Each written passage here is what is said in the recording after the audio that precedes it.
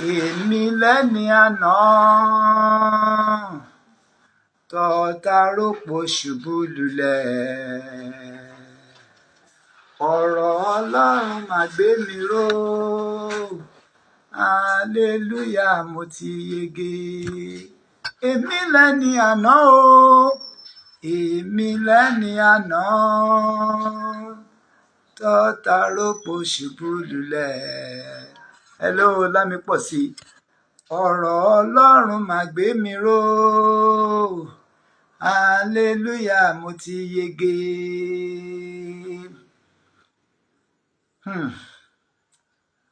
Ohun tí ojú rí ẹnu ò lè sọ tán lámì pọ̀ sí glorify. A dúpẹ́ lọ́wọ́ Ọlọ́run ọba láwùrà ọba tó dẹ́mi wá sí adájọ́ adá ìgbà pé a máa pàdé láti sọ àwọn ọ̀rọ̀ kan láti yànnàná àwọn nǹkan tó ń ṣẹlẹ̀. A dúpẹ́ lọ́wọ́ Ọlọ́run torí pé ó fún wa ní oore ọ̀fẹ́ láti ṣeé ṣe láti jẹ́ kó rí bẹ́ẹ̀ láti pàdé. So I bless the name of the Lord for making it possible for me, one, to be alive today, two, to be able to speak with people that are still with me. God bless you as you are hearing. Do one thing for me. Ẹ jọ̀ọ́ gbogbo ẹ̀yin tẹ́ ń wò mí lọ́wọ́lọ́wọ́ báyìí. Yes, lámì pọ̀ sí glorify. Thank you. Thanks for joining. Help me to share it to the list of the people on your page or your line, on your contact list, so that it can go as much as to reach out to many people. Thanks, you are first person on my live show today. Thanks for being there. If you are hearing me, just type yes. Let me know that you are hearing me.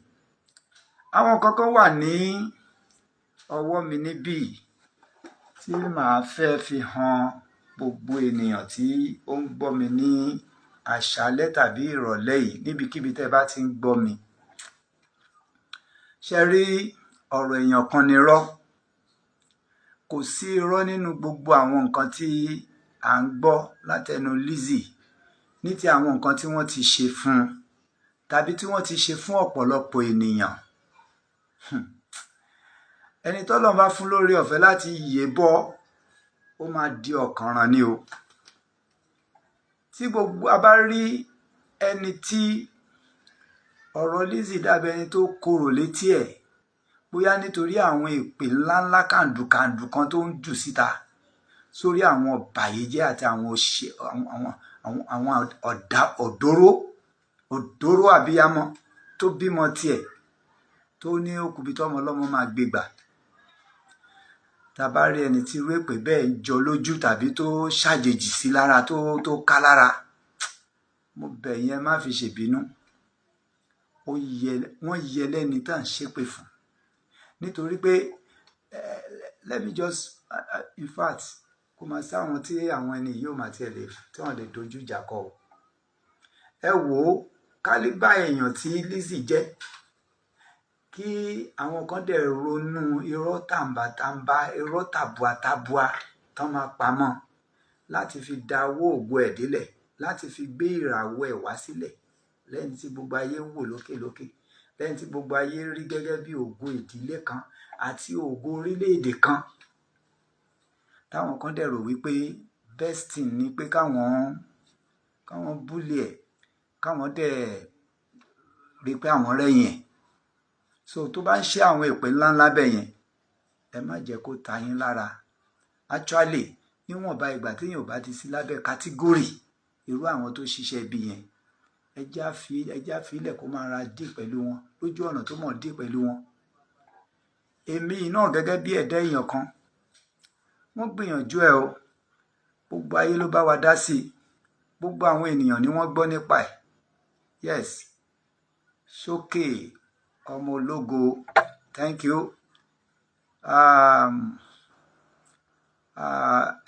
Ẹ máa fún mi ní orí ọ̀fẹ́ ìṣẹ́jú mẹ́wàá kan ẹ jọ̀ọ́ gbogbo ẹ̀yin tẹ́ ti ń mẹ́sẹ̀jì wọlé ẹ bá fún mi lórí ọ̀fẹ́ ìṣẹ́jú mẹ́wàá kan tí màá kàn kọ́kọ́ fi yànnàná àwọn nǹkan tí ọ̀rọ̀ mi dá lé lórí, not just coming out for coming out sake, but ó ní àwọn nǹkan tí mo fẹ́ ká tàn mọ́lẹ̀ sí, just like we are hearing it here and there. Yóò bá bọ̀ wọ́n ní yes ṣókè you know you are a pastor, please tell us the truth. Of course I will tell you nothing but the truth. Thank you. That's a very good talk. I thank you for saying that. I will tell you the truth, honestly speaking, nothing but the truth. So ẹ jọ̀ọ́ ẹ kàn bá mi share message yẹn kó lọ káàkiri gẹ́gẹ́ bí mo yé sọ fún wa, mo jẹ́ kan nínú àwọn tí wọ́n ti nà ní ẹgba ìbàjẹ́ wọn. Àwọn èèyàn tá à ń sọ yìí wọ́n jẹ́ èèyàn kan tó jẹ́ wípé bóyá ẹ̀dá Ọlọ́run ni ká pè wọ́n ní o àbí ẹ̀dá owó èṣù. Ọlọ́run náà ló dá wọn, wọ́n kàn lọ wọ́n yàn láti já mọ́ èṣù lọ́wọ́ ni, because they will do it in such that wọn ò fẹ́ mọ ibi tó fẹ́ já sí. Ọ̀pọ̀lọpọ̀ ni wọ́n dẹ̀ ti ṣe bẹ́ẹ̀ sí tó jẹ́ wípé ikú ló yọrí sí fún wọn. Ṣé ńgbà táwọn olówó àwọn tó nífọ̀n tán ní ìkànnà tí wọ́n bá ń ronú àti lọ para wọn níbi tí wọ́n bá wọn dé lórí ọ̀rọ̀ àwọn ọ̀rọ̀ àbòsí, àwọn ọ̀rọ̀ ìṣátá àti ìpẹ̀gàn tó lè mú kẹ́mi èèyàn kó sé lójijì. Mo ń bọ̀ máa sọ fún yín ohun tójú tèmi náà rí. Yes, oh that's very good. Lámípọ̀sí, I trust you. Please help me to share it very well. Ẹ pín kó jákèjádò kó jẹ́ kó fà kó lọ fà. Kò tí yé yín. Ẹ jẹ́ kó pọ̀, ẹ jẹ́ káwọn èèyàn rí pé yes ó pọ̀. Mary, jọ̀wọ́ máa súnmọ́ mi bíbá I need you. You see, ẹni tó ń like ẹ yẹn, oh you done well, done very well. Bá mi wo kíní ọlọ́gbọ̀gbọ̀rọ̀ mo ṣe kíní kan síbẹ̀. Ìkan nínú àwọn agent tí wọ́n gbé iṣẹ́ tèmi fún, ó ní ọ̀rọ̀ mi fẹ́ dá lé lórí. Okay, ó dà pé mọ́mí ẹ̀ ti ń rí bẹ́ẹ̀, then wàá bá mi short ilé down kò sí battery lórí ẹ̀ mọ́. So ìkan nínú àwọn tí wọ́n gbé iṣẹ́ ti tèmi lé lọ́wọ́, ó ní ọ̀rọ̀ mi fẹ́ dá lé lórí because ọmọkùnrin yẹn ti ṣe aburú débi pé bí èèyàn bá dáríjì, anyway, bí èèyàn bá dáríjì, àbí báwo ni kí n ṣe sọ, bí èèyàn bá dáríjì gan tí ò bá túbá lọ́wọ́ Ọlọ́run dáadáa kò lè rí dáríjì gbà lọ́dọ̀ Ọlọ́run. Ó ṣe débi wípé odidi ẹbí ló fẹ́ fi run, odidi ẹbí ló fẹ́ fi parun. Ṣé shut down ni àbí ṣé shut down ni àbí? Yes, ó ṣe débi wípé gbogbo ẹbí ló fẹ́ fi parun ṣùgbọ́n Ọlọ́run ò gbà fún. All right. Níbi tí ẹgbọ́ dé ni màá ti bẹ̀rẹ̀ lórí interview kan tí wọ́n ṣe fún mi níjẹta. Kí ni ìjẹta yẹn? Ìjẹta yẹn jẹ́ ọjọ́ ìbí mi. Ìyẹn ni pé ọdún kan lẹ́yìn ìgbà tí wọ́n bá ti, ẹ má jẹ́ kó pariwo débi tí ò disturb mi, tí bá ti ní ìdí ẹ̀ ni màá lè fẹ́ sọ̀rọ̀. Please, side attraction ló máa jẹ́. Níjẹta yẹn jẹ́ ọjọ́ ìbí mi. Ó dẹ̀ jẹ́ ọjọ́ tí mo yàn láàyò láti fi ọpẹ́ fún Ọlọ́run gan.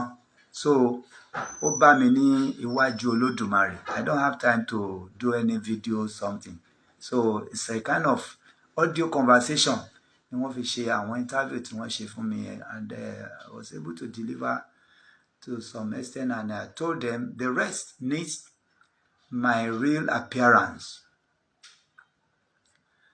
Ní ọdún 2021 sí ọdún 2022 jẹ́ ọdún tí mi ò ní gbàgbé láyé, tí ò ní kúrò ní mẹ́mórì mi torí àwọn nǹkan tí àwọn ọ̀bàyéjẹ́ tí wọ́n fi ojú mi rí, àwọn apurọ́mọ́ni takoni, mi ní gbàgbé. Bí eré bí àwàdà ẹ ò ní ṣàì mọ̀ irú iṣẹ́ tí àwọn ènìyàn wọ̀nyí ń ṣe, àwọn tí mò ń sọ yìí, ẹ̀ náà ti gbọ́ nípa wọn. Wọ́n jẹ́ èèyàn kan tó jẹ́ wípé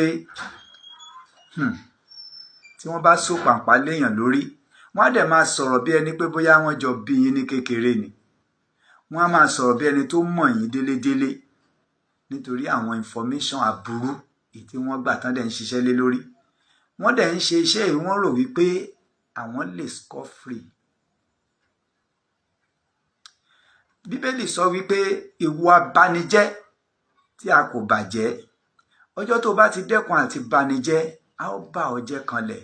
Mo gbàdúrà gbogbo ìsọ̀rí ènìyàn, gbogbo ẹ̀dá tá a bí nínú obìnrin tàbí tá a fabẹ́ gbàgbé ẹ̀, tó rò wípé ohun tó kù wọ́n kù ni láti da owó ògo mi délẹ̀. Àwọn tá a ṣe lóore tó yẹ kán fi oore san oore, tí wọ́n wá ń fi ibi san oore. Àwọn tá a tún fi iṣẹ́ rán láti dojú olóore kọlẹ̀, láti mú kí olóore ó jẹ̀bi. Mo gbàládùá lórúkọ Jésù Kristi. Bíbélì wípé ẹnikẹ́ni tó bá ní ká lọ sí aṣálẹ̀, nínú aṣálẹ̀ ni yóò bá ara ẹ̀. Ẹnikẹ́ni tó fẹ́ rán mi lọ sínú ìgbèkùn, nínú ìgbèkùn ni irú ẹni bẹ́ẹ̀ yóò bá ara ẹ̀. Èmi ò ní tálẹ́ǹtì láti ṣépè. Ó wùn mí náà kémi náà ṣépè, ṣùgbọ́n kò lè fi bẹ́ẹ̀ lọ lẹ́nu mi. Mo gbà pé bí Lizzy ṣe ń ṣépè fún gbogbo wọn yẹn, ó dáa o, lọ́rọ̀ tèmi ó dáa o, ó dáa púpọ̀ gan, torí kí ni wọ́n tọ́ sí, kún tọ́ sí. Ẹ má jẹ́ kí àjẹ́ ó wà láàyè, Bíbélì fọwọ́ síbẹ̀. Ẹ má jẹ́ kí ènìyàn, ẹ sọ fún ènìyàn búburú wípé kì yóò dára fún, kò lè dáa fún wọn náà. Bíbélì tí wọ́n gégùn. Meanwhile, mo wá tún ní àwọn èpè kan náà tó fẹ́ jọ mọ́ èpè ọ̀rọ̀ Bíbélì. Ẹ̀gbọ́n tí Bíbélì wí ni, ó ní kí ni ẹ̀yin ń gbèrò sí Olúwa, òun ó ṣe ìparun títí dé òpin. Yes, Lámípọ̀sí, tell you viewer to invite their friends on Facebook, though the invite option. Okay,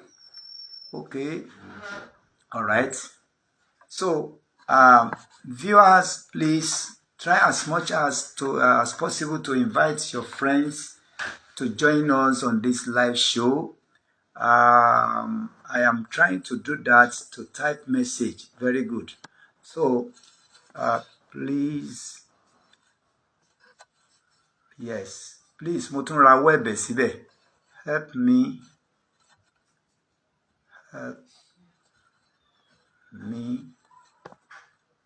here to share this show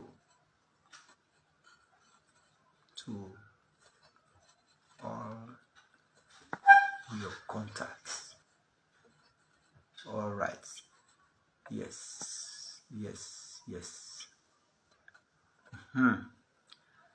Now, thank you, Glorify, through the invite option. Yes. I think you are with me. Do you see it there? I've typed it so that people can help me to share it. About me share. Now, I would love something most. If this show can be, if you can tag Lizzy and Johnny with this show, I would like it. Anybody tó bá ń wo show yìí, ó jọra wọn gan o, ó jọra wọn gan ni mo ṣe fẹ́ kẹ́ bá mi tag ẹ̀. Ẹ jọ̀ọ́ bá mi tag Lizzy and Johnny. Yes, ọ̀rọ̀ mi àti Lizzy and Johnny ó jọra wọn gan. Ọ̀nà tó kàn gbà yọ sóní kálukú yàtọ̀tọ̀ ni, ó jọra wọn gan. Gbogbo ènìyàn, tí ò bá jẹ́ gbogbo ènìyàn, á jẹ́ ìdá 3 nínú ìdásí 4. Gbogbo èèyàn láyé yìí ni wọ́n gbọ́ ọ̀rọ̀ Shina Peter, ọmọ Shina Peter, ọmọ Fúnmi Martins, nígbà tí ó bẹ́ bí ìgbà tí àgbá epo bá bẹ́ tó fúnká bí tọrọ kọ́bọ̀, tó fúnká sí gbogbo àgbáláyé ní 2021. Eré ni, àwàdà ni. Àwọn èèyàn bẹ̀rẹ̀ sí ní sọ oríṣiríṣi. Nígbà tí ọ̀rọ̀ yẹn tó fúnká, mo dúró lórí Kristi àpáta. Àdàbí tí n bá mọ ibi tí ọ̀rọ̀ yẹn ti bá jáde, tí n bá mọ ìdí ẹ̀. Nítorí kí ni Gistlover tó gbé ọ̀rọ̀ yẹn jáde, èmi àti ò sọ̀rọ̀ rí. Mi ò tiẹ̀ mọ̀ wípé Gistlover kan wà níbì kan tí ò bá ṣe ọ̀rọ̀ Dámiláre ló jẹ́ kí n mọ̀ pé Gistlover kan wà níbì kan. Now, Gistlover tó gbé ọ̀rọ̀ yẹn jáde, ó gbé jáde ní February 15, 2021. Àwọn nǹkan tó ṣẹlẹ̀ síwájú February 2021 ó ní wípé Dámiláre lọ sí ọ̀dọ̀ ẹ̀gbọ́n ẹ̀ kan tí ó jẹ́ àbúrò ti tèmi náà. Àbúrò mi ni, à ń pè ní Túndé Táíwò. Ó demand fún request pé kó wá bá wọn ṣe holiday Christmas. Mo dẹ̀ láti yọ̀ǹda pé kọ́mọ yẹn lọ. That was 2020 Christmas time. Ìgbà tó dé on the 15th of January, to cut it short, ó sọ wípé when I was worried pé ó yẹ kọ́mọ yẹn ti padà wá sílé, ó sọ pé òun fẹ́ lọ sí ọ̀dọ̀ Shina Peter and closeness tó wà láàrin ọ̀gá Túndé àti Shina Peter tight. I'm talking of Délé Muhammadu. So Délé Muhammadu yẹn ni Túndé Táíwò ń bá ṣiṣẹ́ tóun jábúrò mi yẹn. Tọ́rọ̀ bá kàn, màá sọ tó pa wọ́n pọ̀, màá sọ ìdí tó fi rí bẹ́ẹ̀. Tí béèrè bá kàn, tí béèrè bá dẹ̀ kàn, ẹ ní láti mọ̀ jù bẹ́ẹ̀ yẹn lọ nìyẹn. Òun máa mú ọmọ yìí dání lọ síbẹ̀ kó lè lọ fi ọmọ hàn bàbá, kí bàbá lè rí ọmọ lẹ́yìn ọdún 19 years. All right. Ó kúkú mọ bí gbogbo ẹ̀ ṣe ń lọ. Bá mi mú ọmọ yẹn lọ, á dáa fún ẹ. Ó dẹ̀ lọ. Ìgbà tó ń lọ, gẹ́gẹ́ bí ohun tó ń fúnra ẹ̀ sọ fún mi o. Òun àti ọ̀rẹ́ ẹ̀ kan tí wọ́n jọ jẹ́ journalist ni wọ́n jọ lọ. Wọ́n mú ọmọ yẹn dání. Wọ́n lọ síbẹ̀, àwọn nǹkan kan tó ṣẹlẹ̀ ó dá lórí pé inú ilé ibi tí wọ́n ti lọ fi ọmọ hàn bàbá ẹ̀ kò ń ṣe ibi tí bàbá ti lè fi ayọ̀ welcome ọmọ. Gbogbo èèyàn náà ló gbọ́dọ̀ lè fi ọ̀rọ̀ ṣírò ara ẹ̀ wò. Ẹni tó wà nínú ilé ò ní fojú re wò wọ́n tó bá rí wípé ó ń yọ̀ bí ẹni tí ọmọ onínàkúnà, bí bàbá ọmọ onínàkúnà tí ọmọ ẹ̀ wálé tó lọ ń yọ ayọ̀ kan tó fẹ́ ṣe bí rẹpẹtẹ. Bóyá ló máa jẹun alẹ́ sùn tàbí kí wọ́n fàbọ̀ sórí ọmọ yẹn. So kò lè yọ̀ mọ́ ọmọ yẹn, ó jẹ́ ìbànújẹ́ àti ọgbẹ́ ọkàn fún. Wọ́n pè mí lẹ́yìn tán kó ń bẹ̀, má wọ́rì, má bọ́lé, a máa sọ nǹkan tó kù nílé. Ká má fọ̀rọ̀ gùn, ohun tó ṣẹlẹ̀ láàárín wọn bó ṣe lọ, I don't have anything to say about it. Mi ò mọ̀ deep down, mi ò mọ̀. But when it is on the 15th of February, ìyẹn ṣẹlẹ̀ ní 15th of January, lẹ́yìn oṣù kan gẹ́rẹ́gẹ́ tí wọ́n ti lọ sí ilé Shina Peter ni ọ̀rọ̀ wa bẹ́yìn yọ. Gistlover gbé ọ̀rọ̀ yẹn jáde. Mi ò fi bẹ́ẹ̀ wo gbogbo àwọn nǹkan tó ń pè ní blogging stuff yẹn, mi ò fi bẹ́ẹ̀ wò. So ó gbà tó máa di ọwọ́ alẹ́, Túndé náà ló pè mí. Túndé Táíwò yẹn ló pè mí. Àwọn kò Deji ṣe gbogbo nǹkan tó ṣẹlẹ̀ lórí íńtánẹ́ẹ̀tì. Ẹnìkan ti gbé ọ̀rọ̀ yẹn jáde wípé abandon child ní Dámiláre. Wẹ́ èmi ò gbọ́ yẹn o. Ó ní kí n lè understand, kí n lọ wò ó, òun máa send link yẹn sí mi. Òun fúnra ẹ̀ ló send link yẹn sí mi. Mo wò ó bí ọ̀rọ̀ ṣe wá rí pẹ̀lú ohun tó sọ. Mi ò mọ nǹkan kan pa ẹ o. Ẹ̀yin lẹ lọ sọ́yọ́ tẹ́ tí Ọ̀yọ́ bọ̀. Gbogbo tó ṣẹlẹ̀ ńjọ́ yẹn, èyí tẹ́ lè sọ fún mi lẹ sọ fún mi. I don't know anything about it. So ohun tó máa ṣẹlẹ̀ ni pé SSP máa ti rò wípé bóyá èmi ni máa sọ àṣírí yẹn síta. Ẹ̀yin lẹ pè láṣírí, àwọn tó mọ̀ pé kì í ṣàṣírí mọ̀ pé kì í ṣàṣírí, but nevertheless èmi ò bí ọ̀rọ̀ síta o, à ń jàbí kákúkọ o, kì í ṣe next thing nìyẹn o.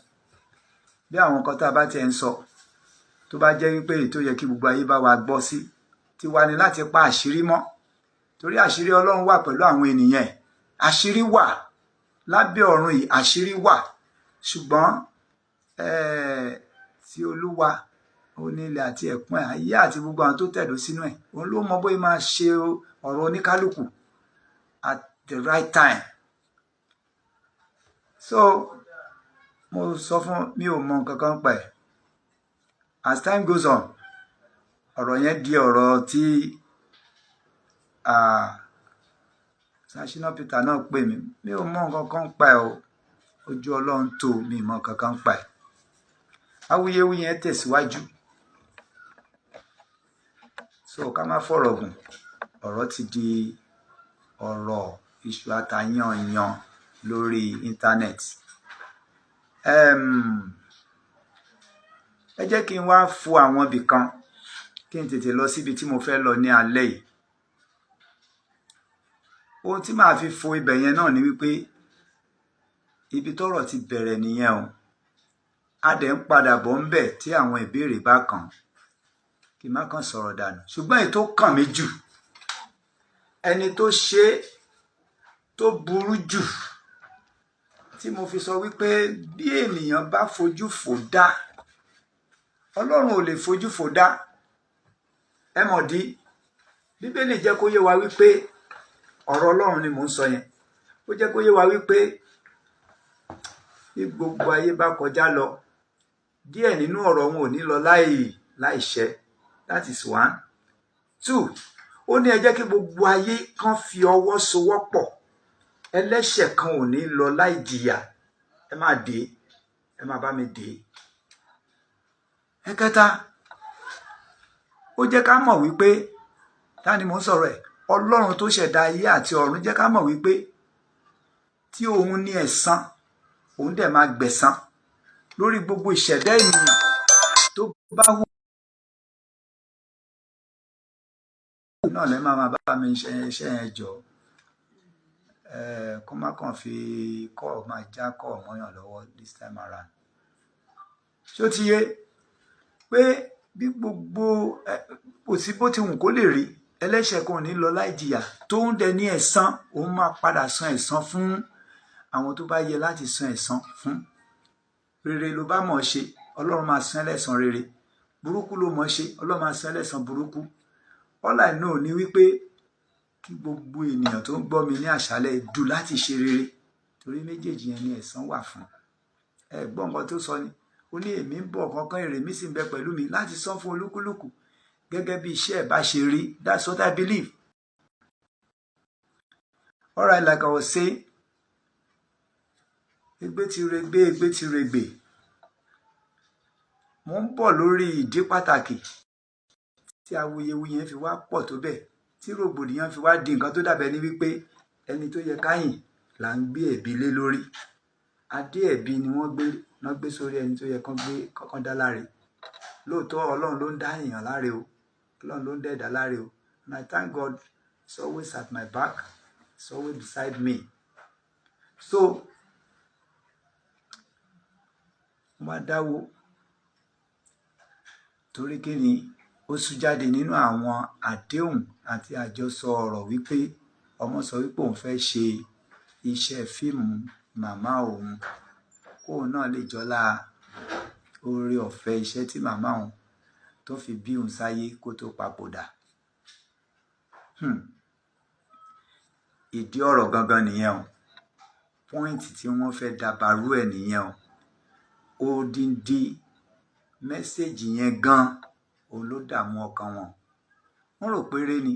Ìgbà tó di July 26, tí one of the blogger tó ṣe agbátẹrù ọ̀rọ̀ yẹn tó fẹ́ lójú, tó ti pè mí, blogger ti pè mí as far back as March 2021, àtijọ́ sọ àwọn ọ̀rọ̀ kan mo sọ fún pé kí ọ̀rọ̀ yẹn ṣáàṣì pend kò ń ṣe nǹkan tá a fẹ́ sọ di rẹpẹtẹ lórí ayélujára but with time I just communicate ó jẹ́ ká mọ̀ pé ìgbára là ń búra ìgbà tí kíní ẹ ṣe họ́ọ̀tì làwọn èèyàn lè ṣe donation tó bá fẹ́ ṣe this and that all right with the middle person tó wà láàrin ọ̀rọ̀ yẹn she claimed to be one of the actress going to travel kó jẹ́ kí n rely lé lórí that she know much about Funmi Martin's case or issue